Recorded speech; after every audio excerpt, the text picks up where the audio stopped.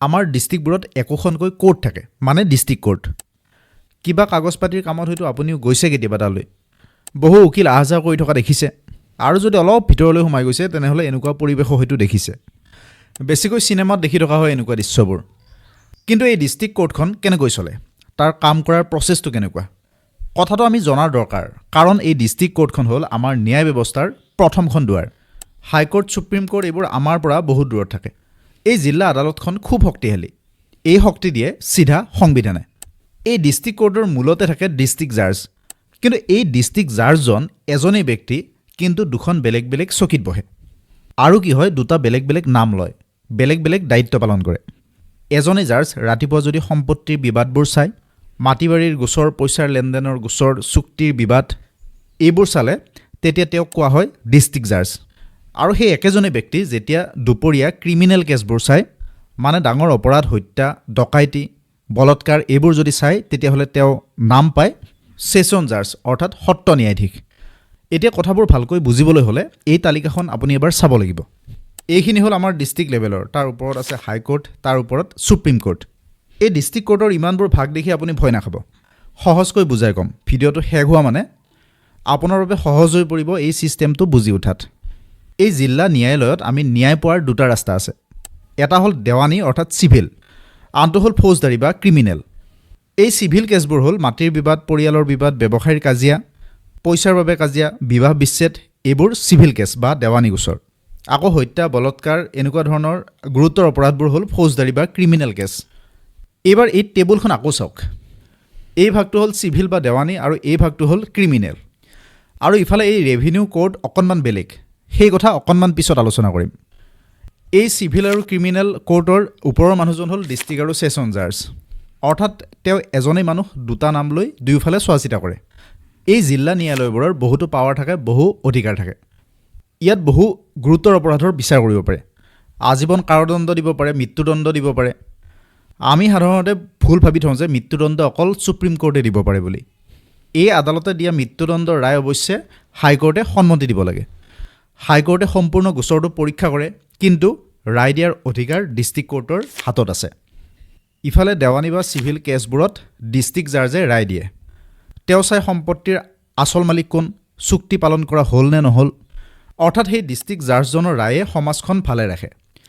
আৰু মানুহৰ বিশ্বাস হৈ যে আমাৰ অধিকাৰ ৰক্ষাৰ বাবে নিৰপেক্ষ অনুষ্ঠান এটা আছে। কিন্তু যদি এই ৰায়ত সন্তুষ্ট নহয়, তেনেহ'লে মানুহ এজন হাইকোৰ্টলৈ গৈ আপিল কৰিব পাৰে। এই ডিষ্ট্ৰিক্ট জাজ আৰু ছেছন জাজ এজনেই ব্যক্তি যিহেতু, তেওঁই ইমানবোৰ বিষয় অকলে চায় নেকি? নাচায়। তেওঁৰ তলত এটা ছিষ্টেম থাকে। সেই ছিষ্টেমটো হ'ল এইখিনি। অৰ্থাৎ হস্পিটেল এখনৰ দৰে, যেনেকৈ সাধাৰণ জ্বৰ কাহ হ'লে আমি জেনেৰেল ডক্টৰ এজনৰ ওচৰলৈ যাওঁ, সেইদৰে কম গম্ভীৰ অপৰাধৰ বাবে লোৱাৰ কোৰ্টৰ ওচৰলৈ যায়। আৰু ডাঙৰ বেমাৰ হ'লে যেনেকৈ স্পেচিয়েলিষ্ট ডাক্তৰৰ ওচৰলৈ যাওঁ, ইয়াতো তেনেকৈ ভাগ ভাগ হৈ আছে। এইখন টেবুলেৰে আমি সেই কথাবোৰ সহজকৈ বুজিম। এই টেবুলখনৰ একেবাৰে তলৰ পৰা এইবাৰ বুজি আহিম সম্পূৰ্ণ ছিষ্টেমটো। এই গোটেই ছিষ্টেমটোৰ একেবাৰে তলত থাকে লোৱাৰ কোৰ্ট। সেই লোৱাৰ কোৰ্টৰ আকৌ তিনিটা ভাগ: কোৰ্ট অফ স্মল কেছ, মুন্সিফ কোৰ্ট আৰু লোক আদালত। প্ৰথম ভাগত 1,000ৰ পৰা 5,000 টকাৰ ভিতৰৰ কেছবোৰ চলে। ৰাজ্যলৈ অৱশ্যে ইয়াৰ হিচাপটো অকণমান বেলেগ বেলেগ হয়। এই দ্বিতীয় ভাগটোত 6,000ৰ পৰা 11,000 টকাৰ ভিতৰৰ কেছবোৰ চলে। আৰু ইফালে এই তৃতীয় ভাগটো অৰ্থাৎ লোক আদালত কোনো কোৰ্ট নহয়। ধৰক দুজন মানুহ কোৰ্টলৈ গৈছে, দুয়োজন মানুহে ইয়াত বুজা পৰা বা সন্মতিৰে আদালতৰ বাহিৰতে সহজতে কেছবোৰ সমাধান কৰে। এই তিনিওটা হ'ল লোৱাৰ কোৰ্ট, অৰ্থাৎ প্ৰথম পৰ্যায়ৰ কোৰ্ট, একেবাৰে সৰু কোৰ্ট। তাৰ ওপৰত এই চিভিল কোৰ্ট, ক্ৰিমিনেল কোৰ্ট আৰু ৰেভিনিউ কোৰ্ট। এতিয়া মাজতে জাজ আৰু মেজিষ্ট্ৰেটৰ মাজৰ পাৰ্থক্যটো আমি জানি লওঁ আহক, তেতিয়া পিছৰখিনি বুজাত সহায় হ'ব। জাজ হ'ল ছিনিয়ৰ জুডিচিয়েল অফিচাৰ, অৰ্থাৎ উচ্চ স্তৰৰ ন্যায়িক বিষয়া। তেওঁ উচ্চ আদালতত কাম কৰে। তেওঁ জিলা আদালত, হাইকোৰ্ট, ছুপ্ৰিম কোৰ্টত কাম কৰে। তেওঁ দেৱানী আৰু ফৌজদাৰী দুয়োটা গোচৰৰ শুনানি গ্ৰহণ কৰে। আৰু তেওঁ মৃত্যুদণ্ডও দিব পাৰে। জাজৰ অধিক ক্ষমতা থাকে মেজিষ্ট্ৰেটতকৈ। ইফালে যদি চাওঁ, মেজিষ্ট্ৰেট হ'ল নিম্ন স্তৰৰ ন্যায়িক বিষয়া। তেওঁ কাম কৰে নিম্ন আদালতত। তেওঁ সৰু আৰু কম গম্ভীৰ অপৰাধৰ সমাধান কৰে। ইফালে তেওঁ মৃত্যুদণ্ড দিবলৈ নোৱাৰে। যদি উদাহৰণ হিচাপে চাওঁ, judicial magistrate, chief judicial magistrate. যদি কোনোৱে জুডিচিয়াৰী এক্সাম পাছ কৰে তেওঁক এই তিনি ঠাইত দিব পাৰে। প্ৰথম হ'ল এই লাষ্টৰ ভাগটো অৰ্থাৎ চিভিল জাজ ক্লাছ 2 বা এই ভাগটোত দিব পাৰে, জুডিচিয়েল মেজিষ্ট্ৰেট ছেকেণ্ড ক্লাছত দিব পাৰে বা তেওঁক মুন্সিফ কোৰ্টতো দিব পাৰে। কিন্তু এই যে ভাগবোৰ কৰি থোৱা আছে ইয়াত ক'ত কি কাম চলে। প্ৰথম এই চিভিল কোৰ্টৰ তলৰ ভাগটোত অৰ্থাৎ চিভিল জাজ ক্লাছ 2ত 25,000 টকালৈ কেছবোৰ ল'ব পাৰে আৰু তাৰ ওপৰৰ ভাগটোত 50,000 টকালৈ কেছবোৰ লোৱা হয়।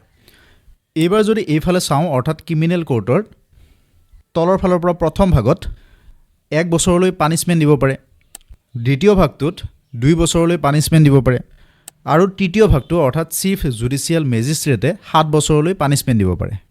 তাৰ ওপৰৰ দুটা ভাগ অৰ্থাৎ এডিশ্যনেল ছেছন জাজ আৰু ছেছন জাজে মৃত্যুদণ্ড দিব পাৰে। এই দুটা পদৰ ক্ষেত্ৰত জাজ শব্দটো ব্যৱহাৰ কৰা হৈছে আৰু তলৰ তিনিওটা পদৰ ক্ষেত্ৰত মেজিষ্ট্ৰেট শব্দটো ব্যৱহাৰ কৰা হৈছে। গতিকে ওপৰৰ দুটাক ছেছন কোৰ্ট বুলি কোৱা হয়, তলৰ তিনিটাক মেজিষ্ট্ৰেট কোৰ্ট বুলি কোৱা হয়। আৰু ইফালে যে আছে তৃতীয় ভাগটো অৰ্থাৎ ৰেভিনিউ কোৰ্ট, তাত লেণ্ড ৰেভিনিউৰ বিষয়বোৰ চোৱা হয়। চহৰ অঞ্চলৰ যিখিনি লেণ্ড ৰেভিনিউৰ কাম সেইখিনি চিভিল কোৰ্টতে হৈ যায়। ইফালে এই খেতি বাতিৰ লেণ্ড ৰেভিনিউৰ কেছবোৰ ৰেভিনিউ কোৰ্টে চায়। ইফালে কাষত আৰু এটা ভাগ আছে স্পেচিয়েল কোৰ্ট আৰু ট্ৰিবিউনেল। এয়া কিন্তু বাকী ভাগবোৰৰ তলতীয়া নহয়, সমানে শক্তিশালী। এই ডিষ্ট্ৰিক্ট কোৰ্ট আৰু ছেছন কোৰ্টবোৰত কি হয়, কাম কাজত যথেষ্ট সময় লাগে। যিবোৰ কেছ কিছু আৰ্জেণ্ট, যাৰ বাবে স্পেচিয়েল এক্সপাৰ্টৰ দৰকাৰ, স্পেচিয়েল গুৰুত্ব দিব লাগে, বা এই দুটা কোৰ্টৰ কেতিয়াবা বোজা কমাবলৈ এই স্পেচিয়েল কোৰ্টৰ ব্যৱস্থা আছে। কিন্তু কোনো কাৰো তলত নহয়। Family court, labour court, consumer court, ইফালে ফাৰ্ষ্ট টেক কোৰ্ট, এইবোৰ হ'ল এই স্পেচিয়েল কোৰ্ট। এই ডিষ্ট্ৰিক্ট কোৰ্টবোৰৰ ওপৰত হাইকোৰ্ট আছে, যিটো আছে আমাৰ গুৱাহাটীত। ইয়াত এজন চিফ জাজ থাকে। আমাৰ ভাৰতত যদি চাওঁ 25টা এনেকুৱা হাইকোৰ্ট আছে আৰু এই হাইকোৰ্টবোৰৰ ওপৰত আছে সুপ্ৰিম কোৰ্ট। ভিডিঅ'টো সম্পূৰ্ণকৈ চোৱাৰ বাবে আপোনাক ধন্যবাদ জনালোঁ। যদি ভাল পালে শ্বেয়াৰ কৰি দিব।